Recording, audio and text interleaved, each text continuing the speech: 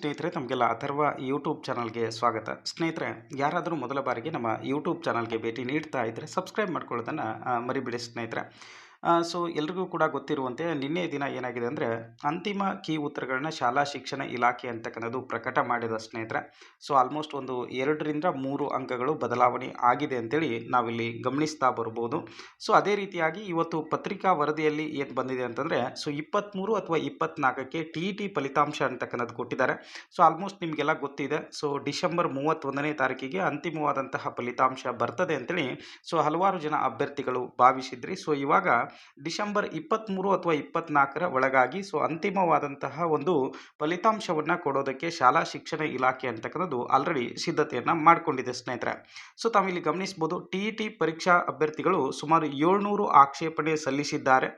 ತಜ್ಞರ ಸಮಿತಿ ಶುಕ್ರವಾರ ವರದಿಯನ್ನು ನೀಡಲಿದೆ. ಮತ್ತೊಂದೆಡೆ ಮೌಲ್ಯಮಾಪನ ಕಾರ್ಯವು ಕೂಡ ಪೂರ್ಣಗೊಂಡಿದ್ದು, ತಜ್ಞರ ಸಮಿತಿಯ ವರದಿಯ ಆಧಾರದ ಮೇಲೆ ಏನಾದರೂ ಬದಲಾವಣೆ ಆದರೆ ಅಂತಿಮ ಫಲಿತಾಂಶದಲ್ಲಿ ಒಂದು ಬದಲಾವಣೆ ಮಾಡಿ ಒಂದು ರಿಸಲ್ಟನ್ನು ಅನೌನ್ಸ್ ಮಾಡುವಂತಹ ಸಾಧ್ಯತೆಗಳು ಇದೆ ಸ್ನೇಹಿತರೆ. ಆಲ್ಮೋಸ್ಟ್ ನೀವು ಎಕ್ಸ್ಪೆಕ್ಟ್ ಮಾಡ್ಬೋದು 24ರ ಒಳಗಾಗಿ ಈ ಬಾರಿಯ TETಯ ಫಲಿತಾಂಶ ಅಂತಕ್ಕಂಥದ್ದು ಪ್ರಕಟಗೊಳ್ಳುವಂತಹ ಸಾಧ್ಯತೆಗಳು ತುಂಬಾ ಇದೆ ಸ್ನೇಹಿತರೆ.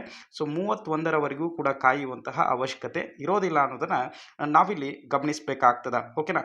ಇದು ಇವತ್ತಿನ ಒಂದು TET ಅಪ್ಡೇಟ್ಸ್ ಅಂತಕ್ಕಂಥದ್ದನ್ನು ನಾವಿಲ್ಲಿ ನೋಡ್ಬೋದು. ಎಲ್ರಿಗೂ ಕೂಡ ಧನ್ಯವಾದಗಳು ಸ್ನೇಹಿತರೆ.